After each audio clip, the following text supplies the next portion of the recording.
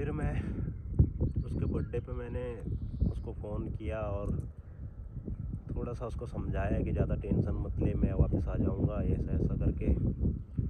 फिर बर्थडे के 10 दिन बाद मुझे अचानक से पता चला कि उसकी तबीयत ख़राब है। और उस टाइम एक्चुअली में मेरे पापा की तबीयत भी ख़राब थी, पापा को पीलिया हो रखा था। तो उसने मेरे को बोला कि उसके पेट में दर्द हो रहा है। और तो मैंने बोला ठीक है, तो डॉक्टर के पास जा। तो वो डॉक्टर के पास जब भी जाती थी तो डॉक्टर क्या करते थे, उसको गैस की गोलियां दे देते थे, बोलते थे पेट में बच्चा है इसलिए तेरे को ऐसे प्रॉब्लम हो रही है। सब हम लोगों ने सबने यही सोचा कि शायद उसके पेट में बच्चा है और बच्चे की वजह से प्रॉब्लमें होती हैं, तो हो सकता है यही प्रॉब्लम हो।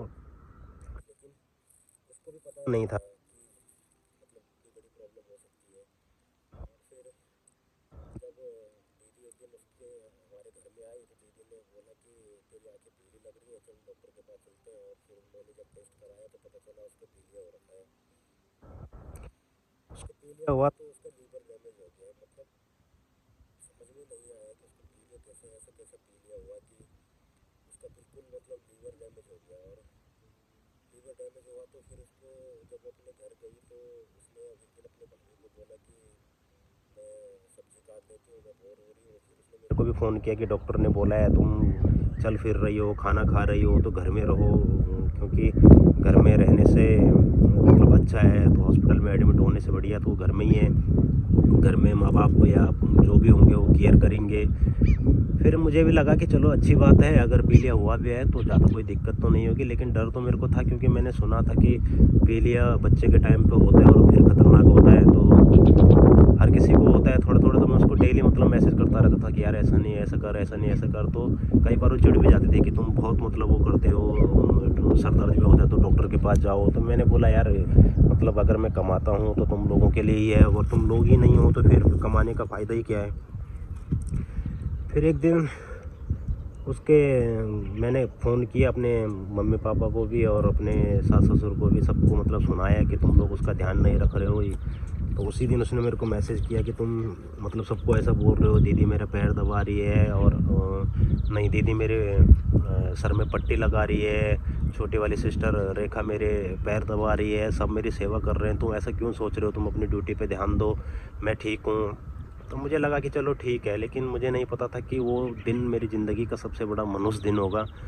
फिर मतलब शनिवार को बहुत बिजी था उस दिन कम से कम 5-6 हज़ार की सेल हुई थी और मुझे सुबह से शाम तक बिल्कुल भी फ़ोन करने का टाइम नहीं मिला। मैंने जब शाम को फ़ोन किया तो मैंने वीडियो कॉल करी और मुझे मतलब वाइफ से बात करनी थी, लेकिन मुझे नहीं पता था कि ऐसा मतलब सीन देखने को मिलेगा। मेरी वाइफ हॉस्पिटल में थी और वो मुझे पहचान नहीं रही थी। मतलब पहचान नहीं रही थी तो मैं बोले जा रहा था और वो पहचान ही नहीं रही थी। उसकी मम्मी उसको बोल रही थी कि देख उतनी दूर से फ़ोन कर रहा है, बात कर ले। फिर मैंने उसको सोचा कि शायद उसको पेन हो रहा होगा इसलिए वो बात नहीं कर पा रही है। मैंने बोला मैं थोड़ी देर में फ़ोन करता हूँ। मैं ड्यूटी से घर पहुँचा और मैंने फिर दोबारा उसको फ़ोन किया। जब मैंने दोबारा उसको फ़ोन किया तो वो आईसीयू में थी। मतलब जब मैंने पहली बार फ़ोन किया था तो तब वो मुझे पहचान नहीं रही थी और दूसरी बार जब फ़ोन किया तो वो आईसीयू में थी। जब मैंने तीसरी बार फ़ोन किया तो वो वेंटिलेशन पे थी। फिर समझ में ही नहीं आया कि जो इंसान खुद डॉक्टर के पास गया है कि मुझे पीलिया हो गया है, मुझे दवाई दो, उस इंसान एकदम से मतलब सीधा कैसे वेंटिलेशन में चला गया। मैं जानता हूँ कि हमारे यहाँ पे एक तो इंडिया में सरकारी हॉस्पिटलों में तो टाइम ही नहीं है, महीने 2 महीने का टाइम देते हैं। और प्राइवेट में जाओ तो उनको बस, अब जब कोई पेशेंट आता है तो उनको पेशेंट नहीं कैसा दिखता है कि कैसा आ रहा है। मतलब इतना मतलब दिल्ली जैसे शहर में रहने के बाद, मेट्रो जैसे हॉस्पिटल में होने के बाद भी मेरी वाइफ का इलाज नहीं हो पाया। और जब मैं यहाँ से मेरे ससुर लोग से वो मैंने पापा को फ़ोन किया तो पापा रोने लग गए। मैंने ससुर को फ़ोन किया तो उन्होंने भी ज़्यादा बात नहीं करी। फिर मैंने दीपू से बात करी, मतलब उसके भाई से बात करी, तो उसने भी ज़्यादा कुछ नहीं बताया। फिर मैंने दोबारा उसके पापा से बात करी तो मेरे ससुर ने बोला कि छुट्टी मिलती है तो देखो आ जाओ। बहुत कम लोग जानते हैं कि जब मैं उस टाइम घर गया था तो जो हमारे ओनर थे उन्होंने मेरे को कितना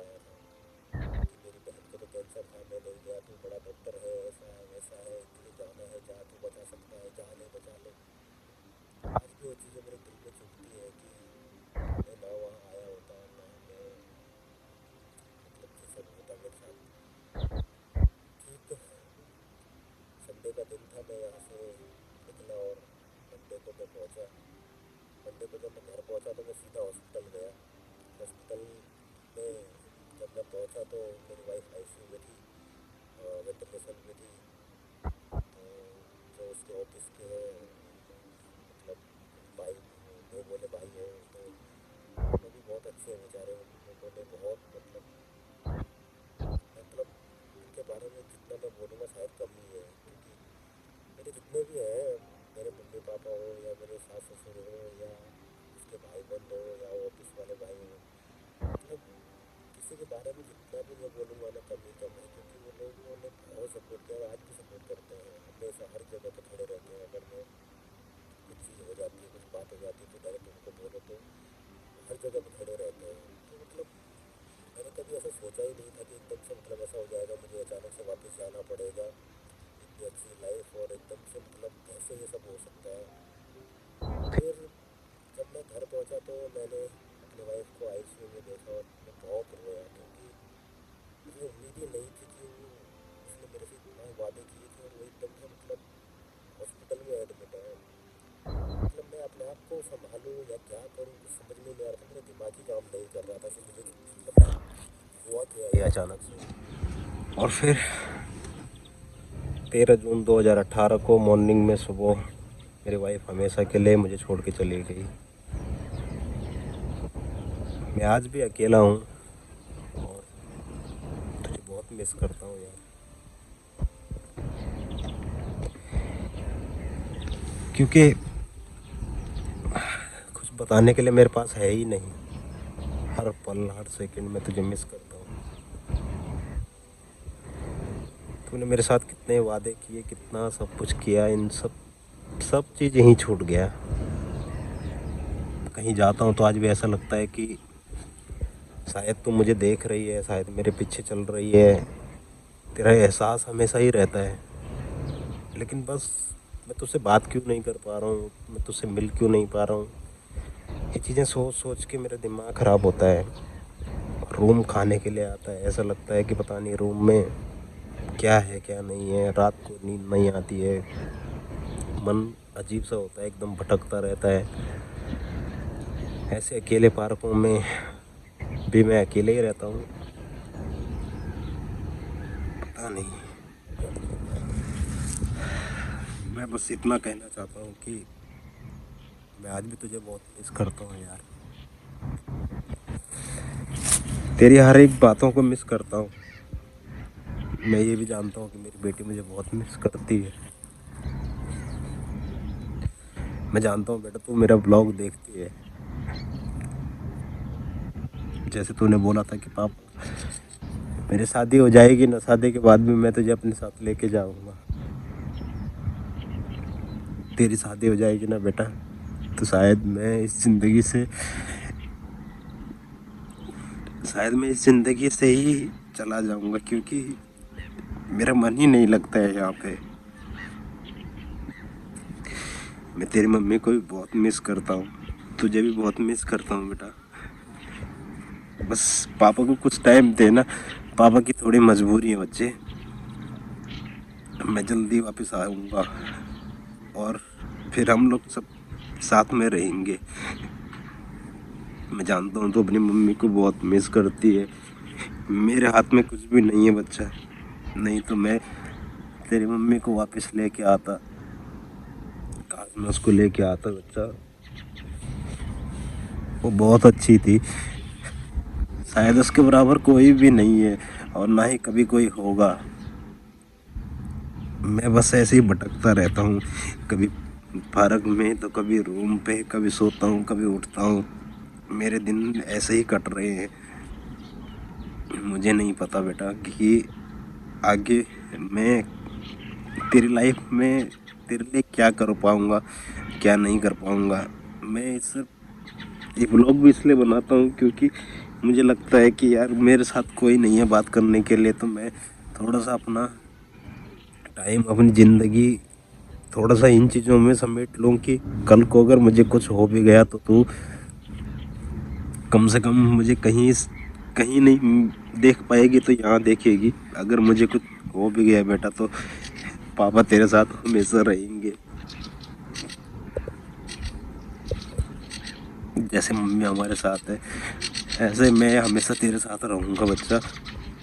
बस तू अच्छे से पढ़ाई करना, हमेशा खुश रहना, हमेशा आगे बढ़ना बेटा। कहीं ना कहीं मेरे अभी भी मतलब मेरे दिमाग में एक चीज़ मुझे बहुत परेशान करती है कि उस टाइम मैंने गलती करी वापस आके। मुझे आना ही नहीं चाहिए था, मुझे वहीं रहना चाहिए था उसके साथ। मैं उसके साथ रहता तो शायद ऐसा होता ही नहीं। मैंने उसे बहुत जल्दी खो दिया। बस ऊपर वाले से एक ही शिकायत है कि उसने हमें मिलाया तो सही, लेकिन सिर्फ हमें ज़िंदगी दी 2 साल की, उसके बाद हमें अलग कर दिया। मेरे कभी किसी दुश्मन के साथ भी ऐसा नहीं होना चाहिए, क्योंकि मियाँ बीवी में से एक भी चला गया ना तो दूसरे की ज़िंदगी बर्बाद हो जाती है। पता ही नहीं होता है कि वो क्या करेगा, अपनी लाइफ में क्या करेगा, आगे क्या करेगा, कैसे अपने बच्चों को पढ़ाएगा लिखाएगा, कैसे मैनेज करेगा लाइफ में। क्योंकि बच्चे बड़े हैं तो दिक्कत नहीं है, लेकिन अगर बच्चे छोटे हैं तो बहुत दिक्कत होती है। मैं जानता हूँ मेरी बहन, मेरे पापा वो सब मेरी बेटी को कैसे रखते हैं, क्योंकि वो कितना केयर करते हैं, कितना रखते हैं। फिर भी मेरे बच्चे के लिए माँ की कमी तो हमेशा ही रहेगी। शायद मैं वो कमी उसके लिए कभी पूरी कर ही नहीं पाऊँगा। और पापा तुझसे बहुत प्यार करते हैं बेटा, बस पापा बता नहीं पाते, तुझे बहुत मिस करते हैं, मम्मी को बहुत मिस करते हैं, किसी से बता ही नहीं पाते हैं। मेरे पास कुछ भी ऑप्शन नहीं है, इसलिए मैंने आज बस जो मेरे दिमाग में था ये सब चीज़ें मैंने यहाँ बोली, क्योंकि मैं बहुत टाइम से बहुत अकेला हो गया। आज अगले महीने 13 तारीख को 4 साल हो जाएंगे। पता नहीं ये 4 साल कैसे कटे। मैं कभी सो ही नहीं पाया ढंग से, रात को नींद नहीं आती है ये डर से कि कहीं मैं सुबह उठ नहीं पाया। सुबह सोता हूँ क्योंकि ऐसा लगता है कि सुबह अगर मुझे कुछ हो गया तो सबको पता चल जाएगा। मैं तुझे बहुत मिस करता हूँ बच्चा। तेरी मम्मी को भी बहुत मिस करता हूँ, क्यों चली गई मुझे नहीं पता। उसने मेरे साथ कितने वादे किए थे, कितना सब कुछ ख़त्म हो गया बेटा। बट मैं सब ठीक कर दूँगा, मैं बहुत जल्दी वापस आऊँगा और हम साथ में रहेंगे। मैं हमेशा के लिए आ जाऊँगा बच्चा। बस थोड़ा सा तू बड़ी हो जाएगी, थोड़ा सा तू पढ़ लिख जाएगी, फिर पापा छोड़ देंगे यहाँ से, हमेशा के लिए तेरे साथ रहेंगे बेटा। बस मैं आप लोगों से यही बोलूँगा कि अगर आपकी फैमिली है तो फैमिली के साथ रहने में जितना आनंद है उतना शायद कहीं भी नहीं है। एक अकेले इंसान की ज़िंदगी क्या होती है शायद मुझसे ज़्यादा कोई भी नहीं जानता। और बहुत सारे हैं मेरी तरह ऐसे जो बेचारे अपना सब कुछ खोने के बाद अकेले हैं। तो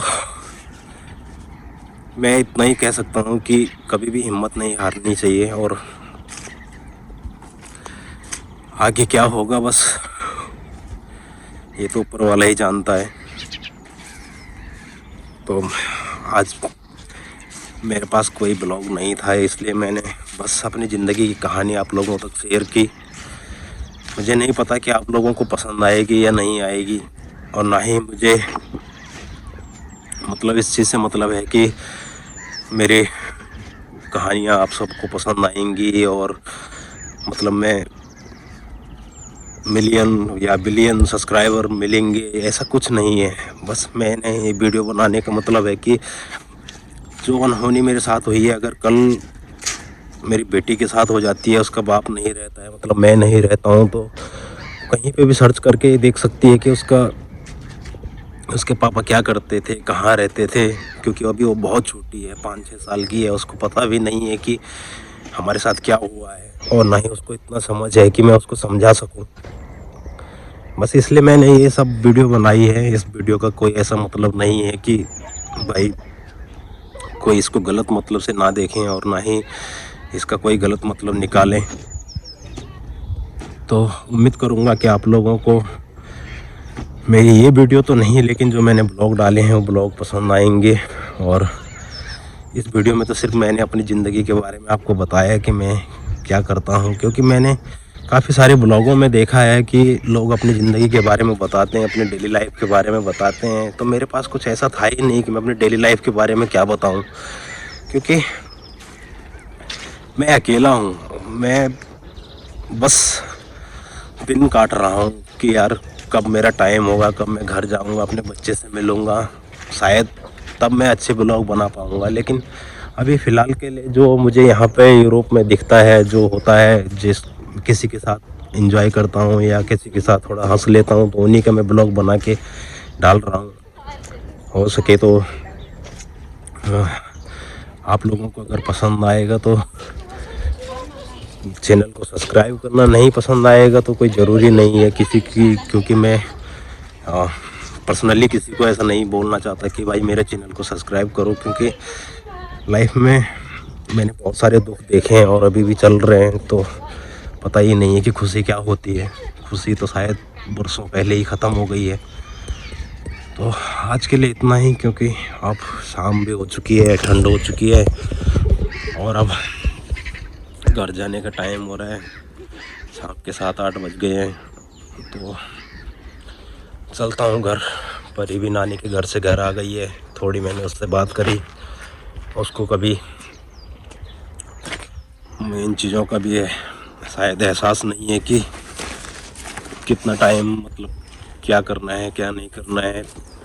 उसको बस इतना पता है कि पापा मुझे कल सुबह स्कूल जाना है, अब कल बात करना। इसलिए मैंने उसको भी गुड नाइट बोल दिया, और अब मैं जा रहा हूँ रूम की तरफ। रूम में भी वही है, बस मैंने थोड़ी देर बैठना है, फिर नींद आती नहीं है रात को। ऐसे ही मूवी देखूँगा कुछ टाइम पास के लिए।